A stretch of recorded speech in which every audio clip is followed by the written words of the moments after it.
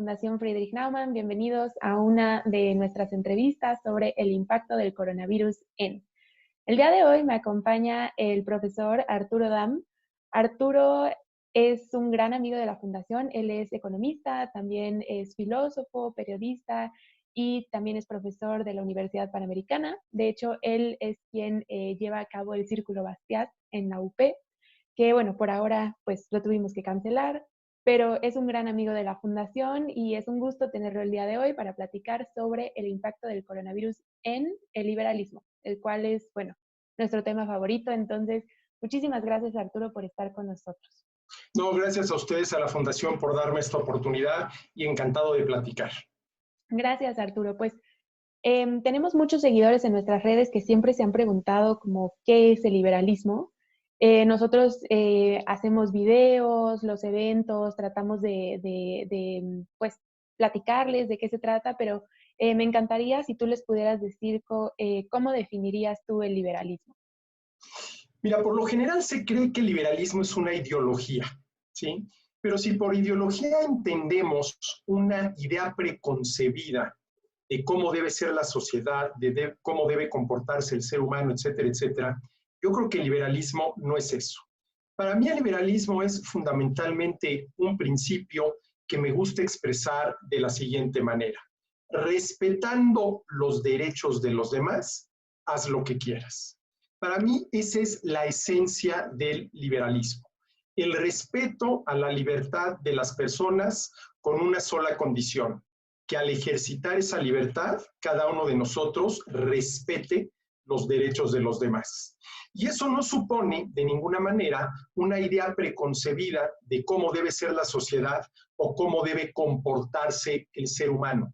Lo único que se le exige a la persona en una sociedad verdaderamente liberal y lo único por lo que se le podría castigar es por violar los derechos de los demás. Ojo, entendiendo que realmente sean derechos. Porque uno de los graves problemas que enfrentamos hoy en día es que muchas necesidades por un lado y muchos intereses por el otro se han identificado como derechos.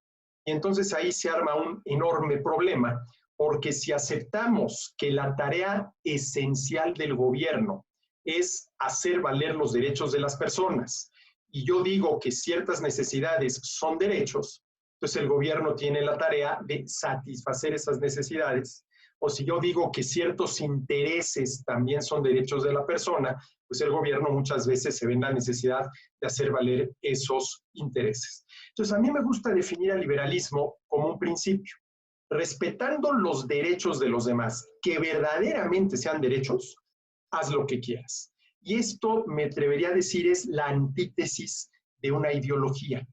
Por eso a mí no me gusta afirmar que el liberalismo es una de las ideologías políticas o una de las posturas éticas. Ahora, claro, el liberalismo es una postura ética, hace referencia a un principio, respeta los derechos de los demás y entonces haz lo que quieras. Pero para mí eso es fundamentalmente el liberalismo. Respetando los derechos de los demás, haz lo que quieras. Eso sí, asumiendo tus riesgos y enfrentando tus responsabilidades, que son las dos R's que indisolublemente van ligadas a la libertad. La R del riesgo y la R de la responsabilidad. Sí, eso es algo que a mí también me encanta definir el liberalismo como el ser autor de tu propia vida sin, como tú dices, hacerle daño a los demás, ¿no? Y siempre con esa responsabilidad que conlleva. Y ahorita estabas platicando de un aspecto sobre el gobierno. Entonces, con todo esto del coronavirus, estamos viendo tal cual cómo los gobiernos están cerrando, cómo está saliendo el nacionalismo a todo lo que da, cómo también hay muestras de odio a la gente que está contagiada y que se protege. O sea, dinos, ¿qué implicaciones tiene esto para el liberalismo? ¿Cómo ves el liberalismo a futuro después de esto? Bueno, inclusive permíteme antes de responder tu pregunta, con este tema del coronavirus estamos viendo una nueva, vamos a decirlo así, versión de la lucha de clases. Es que son los ricos los que viajaron, los que fueron a Europa, los que estuvieron en Italia, en España o en China, los que vinieron a contagiar a los pobres en nuestro país. Ojo, ahí hay toda una versión de la lucha de clases, ¿no? A ver, esta es una pregunta muy interesante, porque una de las amenazas que traen consigo fenómenos como el del coronavirus, más allá de la amenaza a la salud, es sin duda alguna el que los gobiernos, aprovechando esto, pretendan meterse más en la vida de las personas. Ahora voy a poner un ejemplo muy claro. A ver, con relación al coronavirus, ¿qué es lo que debería de hacer el gobierno? ¿Sí? Vamos a suponer que el gobierno logra identificar a una persona que ya está contagiada y que puede contagiar a otras personas. Sí, en ese sentido me parece que el gobierno sí está en la obligación de impedir que esa persona tenga contactos con los demás para salvaguardar la salud de las demás personas, que forma parte del derecho más fundamental de todos, que es el derecho a la vida. Entonces, eso está muy claro. Ahora, claro, mucho antes de que el gobierno, ¿sí?, deba de prohibirle a esa persona contagiada salir y contagiar a los demás, esa persona, por responsabilidad, debería voluntariamente aislarse del resto, tratarse y una vez que haya superado la enfermedad, bueno, pues volver a hacer su vida normal, ¿no? Pero ese es, a ver, eso sería lo ideal, ¿sí? Que el gobierno le prohibiera a quienes tienen la enfermedad y por lo tanto pueden contagiar a otras personas, que lo hagan. Es decir, que no vayan a un centro comercial, que no vayan a un restaurante, que no vayan a un cine, que no vayan a un concierto. Pero aquí tenemos uno de los principales problemas, ¿sí?, cuando de políticas públicas se trata, que es el problema de la información. A ver, si el gobierno pudiera saber quiénes son las personas que tienen ya la enfermedad, se podría aplicar este tipo de políticas. El problema es que no lo sabes. Y entonces la gente lo que pide es, vámonos al otro extremo. A ver, como el gobierno no sabe a ciencia cierta quiénes son los que ya están contagiados y pueden contagiar a otras personas, pues para defender el derecho a la salud de todas las otras personas, prohíbele a todos que salgan a la calle y oblígalos a que se mantengan en aislamiento en su casa. Entonces nos vamos desde los extremos, ¿no? Y la pregunta es si aquí hay algún punto medio, ¿sí?, en el que podamos decir, y a ver, pues el tema de la sana distancia, el tema de observar todas las reglas de higiene, el tema de traer un tapabocas, etcétera, etcétera, ¿no? Pero eso también debería de depender de cada uno de nosotros, ¿no? Por ejemplo, yo sigo saliendo a la calle porque tengo que salir, ¿sí? ¿Qué es lo que hago? Bueno, si voy a un lugar donde hay más personas, sí mantengo, no trato de mantener, mantengo más o menos 2 metros de distancia. Por lo general salgo con un cubrebocas, llegando al lugar a donde voy, si hay, ya prácticamente hay en todos lados, bueno, utilizo el gel y me froto las manos, y llegando a mi casa me paso 2 minutos lavándome las manos, etcétera, etcétera, ¿no? Entonces, claro, aquí, ¿qué es lo que tendríamos que sustituir? Ese tipo de políticas autoritarias, ya nadie sale, ¿sí?, por la responsabilidad personal, Entonces, ante este tipo de emergencias, una pregunta muy legítima por parte de los liberales o de quienes están interesados en el tema de la libertad es, ¿hasta dónde debe llegar el gobierno? Ese es un tema, y hay que decirlo, no tiene una respuesta fácil, porque hay mucha gente que dice, pues mira, antes que tu libertad, aunque no estés contagiado, pero como no lo sabemos, está la salud de los demás, así aunque tú no seas un peligro para los demás, te quedas encerrado en tu casa. Es un problema, antes que otra cosa, de información. A ver, saber quiénes son los que están contagiados y por lo tanto quiénes son los que sí deberían de estar en aislamiento para salvaguardar el derecho a la salud de los demás. Sí, porque justo eso te iba a decir, que estaba leyendo que, y obviamente no con todo lo que está pasando en el mundo, en países como India, por ejemplo, donde ya es más bien una crisis humanitaria de lo que ha hecho el gobierno, como tú dices, la información también es importante y también para los mismos ciudadanos, porque los ciudadanos empoderados pues valen mil más que un policía, ¿no? Protegiendo y diciéndote que te quedes en casa. Entonces, creo que ante esto tienes totalmente toda la razón. Y sin embargo, me interesa mucho como tu perspectiva de saber si la gente después de esto se va a volver más nacionalista y más hacia una economía y un país cerrado. Si crees que esta globalización como muchos dicen, no, es que es un momento para que la Tierra se regenere y todos también, el mundo ya no va a ser como el que era antes, todos vamos a salir ante una nueva era. ¿Cuál es tu perspectiva al respecto de esto?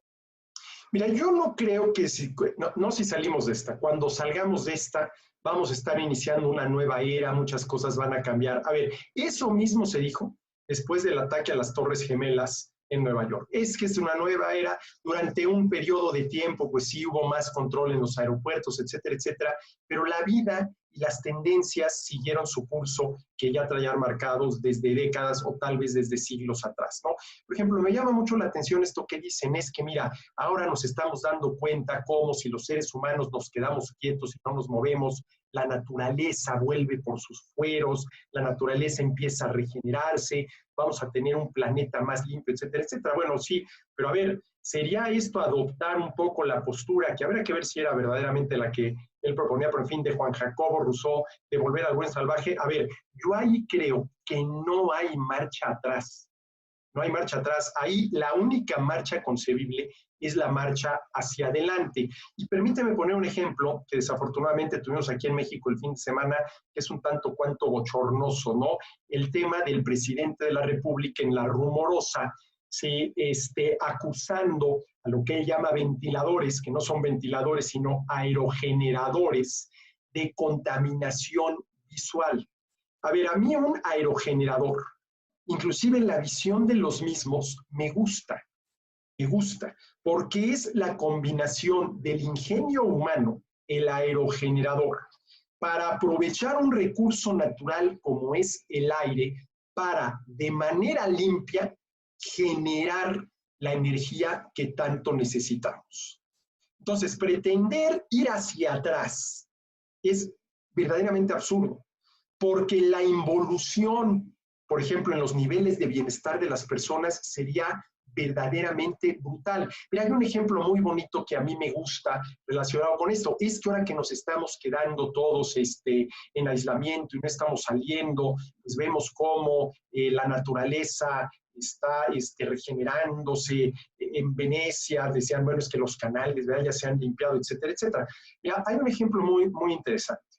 A ver, hay manera de evitar las muertes por accidentes de tráfico.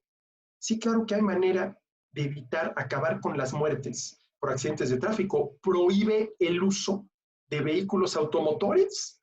Prohíbes el uso de vehículos automotores y no vuelve a haber un atropellado. ¿Sí? Ahora, la pregunta es, ¿por qué si hay manera de acabar, no de minimizar, de acabar con las muertes por accidentes de tránsito, no acabamos con ellas? Porque ¿cuál sería el costo, por ejemplo, de prohibir el uso de automotores? Sería terrible. A ver, ¿qué? ¿Vamos a volver a las carrozas tiradas por burros, por bueyes, por mulas? Imagínate lo que eso sería, ¿no? Y ya lo estamos viendo. A ver, hace poco escuchaba yo los resultados de una de las muchas encuestas que se están haciendo y decían que aquí en México más o menos una tercera parte de los encuestados está preocupado por los efectos que todo esto del coronavirus va a tener sobre la salud. Pero 2/3 partes están preocupados por los efectos que todo esto va a tener sobre la actividad económica. Sí, porque claro, a ver, nos quedamos encerrados en la casa, paramos la actividad económica y a lo mejor, sí, esto tiene ciertos efectos que serían por sí mismos deseables, como reducir el tráfico en la ciudad, reducir la contaminación, tanto la contaminación ambiental como la contaminación auditiva, el estrés que te provoca. Yo estoy maravillado. Yo llevo prácticamente 3 semanas, ¿sí?, trabajando aquí en mi casa y el tanque de la gasolina prácticamente no se ha movido. Sí. Prácticamente no se ha movido. Es decir, he ahorrado muchísima gasolina y en ese sentido, bueno, pues estoy fascinado, ¿no? Pero ¿cuál es el tema? Que no podemos seguir así. Claro, no es sostenible. Seguir así, no debemos seguir así. Y además en México no se puede. La pregunta que mucha gente se hace, bueno, a ver, llegará el momento, si llegamos a la fase 3 o a la fase 4, en la cual el gobierno prohíba a los mexicanos salir a la calle. No se puede. ¿Cuántos mexicanos no viven al día? Entonces ahí lo que tenemos que hacer nosotros de manera responsable es, bueno, a ver, si tengo que salir a la calle, sí, Hombre, velar por las medidas de seguridad, la sana distancia, el cubrebocas, el lavarte las manos, utilizar el gel, ¿no? Entonces, ¿cuál es verdaderamente aquí la función del gobierno? Pues yo creo que la misma, hacer valer los derechos de los demás. Pero el problema es que ya hay mucha gente que está pidiendo que el gobierno se meta hasta la cocina. Y eso Sí, sí puede resultar muy peligroso. eso te iba a decir, que hay muchos artículos ya que dicen que va a haber medidas que el gobierno o diferentes gobiernos, por ejemplo en Estados Unidos, van a tomar ahora que al menos no se van a poder eliminar en los próximos años por el tamaño, ¿no? Económico y demás pues de la catástrofe, ¿no? Entonces, ante esto yo te quería platicar, pareciera que pues el liberalismo, la democracia liberal, se le presentan distintas pruebas, ¿no? Desde la crisis económica del 2008 y ahora el coronavirus. Entonces, ¿qué opinas tú, pues, para el futuro del liberalismo? ¿Crees que es lo que va a seguir adelante? ¿Crees que va a haber un retroceso con también todo lo que hemos visto de Trump ganando, Orbán en Hungría? ¿Qué es lo que opinas para el futuro del liberalismo? Mira, aquí hay un problema de entrada, aquí hay muchísima gente, en prácticamente todo el mundo, que cree que ante problemas como el que estamos viviendo, la solución solamente puede venir de parte del gobierno. Y fíjate que aquí en México es muy curioso porque no fue así. A ver, aquí cuál fue la primera institución que mucho antes del gobierno decidió cancelar actividades, el TEC de Monterrey. Tú recuerdas, fue el TEC de Monterrey el que dijo, a ver, todas las clases presenciales se acaban, lo vamos a hacer vía, como estamos haciendo ahorita, vía remota, y no fue el gobierno, fue la sociedad. Es decir, si algo nos está enseñando lo que está pasando ahorita en nuestro país, en México, a nosotros, es que no necesitamos del gobierno para cuidarnos. Hombre, no somos idiotas, no somos idiotas, ¿sí? El problema es que hay muchos que sí creen que si no lo hace el gobierno, las cosas no van a seguir marchando. Y yo no sé en qué momento los seres humanos nos creímos el cuento de que la gran mayoría de los problemas los tiene que resolver el gobierno. Por ejemplo, olvidémonos ahorita del coronavirus, ¿no? A ver, aquí tenemos un problema, me voy décadas atrás, ¿sí? De drogadicción. A ver, ha crecido el problema de drogadicción, cada vez más gente se droga, etcétera, etcétera. ¿Cómo resolverlo? Ah, pues recurrir al gobierno para que el gobierno lo prohíba. Y entonces generas un problemón mucho más grave y mayor, que es todo lo relacionado con la dimensión delictiva del narcotráfico, que la drogadicción. Porque, a ver, ahorita cuando hablas de las drogas, ¿cuál es el problema? La parte delictiva del narcotráfico, no el tema del drogadicto. Esto es muy interesante, ¿no? Entonces, ¿en qué momento pensamos o el gobierno nos hizo creer que él era la única instancia o la mejor instancia para poder resolver este tipo de problemas, ¿no? A ver, en el caso ahorita de México, ¿sí? Problemas como esto, ¿no? Es que salvo que sean actividades esenciales, actividades económicas esenciales, todas las demás, por lo pronto, quedan canceladas. Bueno, a ver, para mí no es esencial ir a comer a un restaurante. La verdad no es un gusto a todo dar, pero no es esencial, ¿sí? Pero para el mesero, que yo vaya a comer al restaurante, sí es esencial.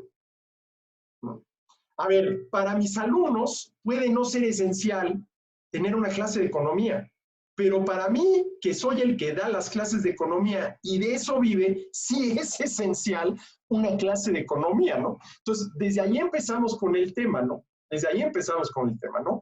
Y que se cierren, por ejemplo, se cierran los centros comerciales, los grandes centros comerciales se cierran.